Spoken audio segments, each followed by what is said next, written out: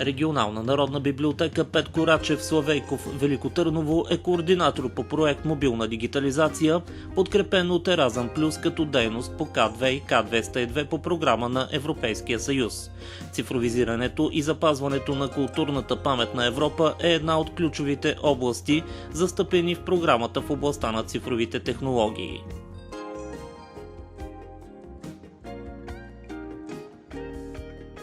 Регионална библиотека Петко Рачев Славейков Велико Търново е открита през 1889 година като обществена библиотека със собствен статут и наредби, а днес е пазител на книжовното културно наследство не само за областта, но и за цяла Северна България.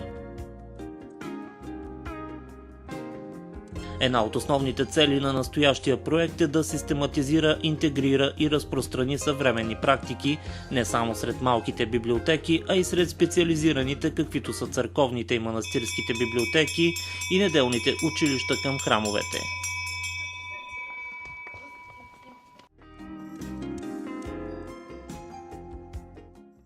Това е една от книгите, които се използва в богослужение в нашия старинен храм. Тя е цветен триод. Друга необходимост, която съхранявам, е нужда да се съхрани, освен тези книги. Те са една историческа памет, тъй като през тези 180 години, които са свещенослужителите служили в този храм, те са написвали бележки на датата, на страницата, на службата, нещичко, което е станало през тази дата, този период, през дадена година. И така имаме, съм запознат, разгръщайки книгите, кога е започвала Балканската война, кога е станало земетресение или пък някои други неща, свързани с живота и богослужбите тук в нашия храм. Наистина необходимо е тези паметници, защото те са наистина памет на 180 години, да има една дигитализация и да могат да се използват и чрез електронен вид за научна дейност особено.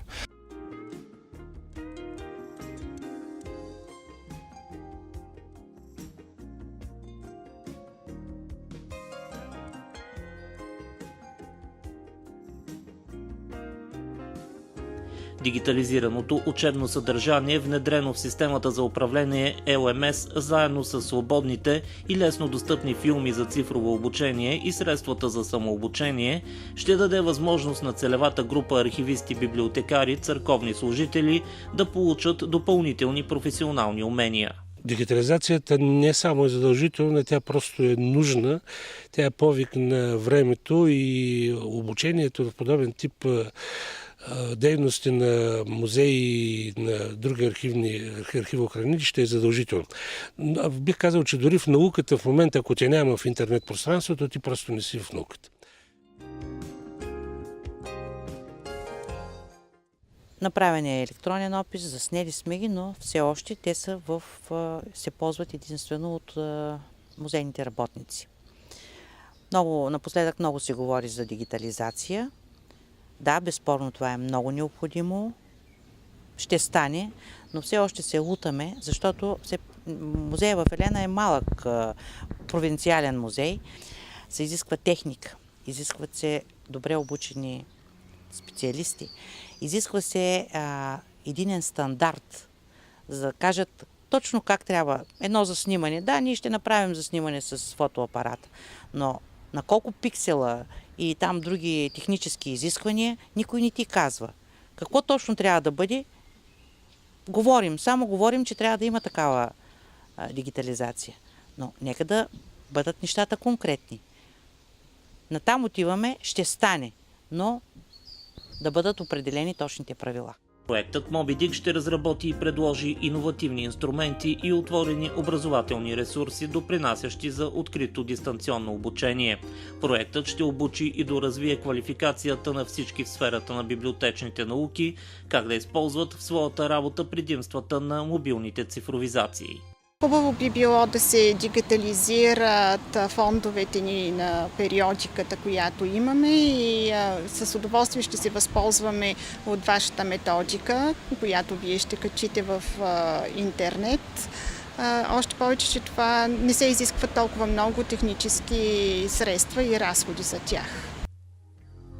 Професионалната компетентност на хората в една организация, библиотека, музей или други е нейният най-ценен актив. В този смисъл управлението на процеса по нейното създаване, разширяване и разпространение е една от основните задачи и приоритети на съвременния мениджмънт. Във времена на бързи организационни и технологични промени, знанията и уменията, придобити някога при обучение, не са достатъчни за успешна, дългосрочна професионална реализация. Наличието на това съвременно оборудване и хора, разполагащи с ноу-хау да работят с него в регионалната библиотека, дава възможност да обучим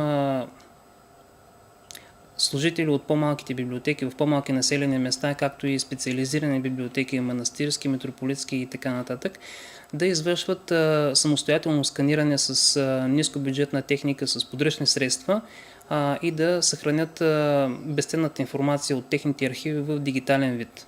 Знанията, уменията и компетенциите на персонала на една организация определят нейната ефективност. Обучението на персонала се явява ключов фактор за неговата конкурентоспособност и е синтез на емпирични данни, отразяващи реалността.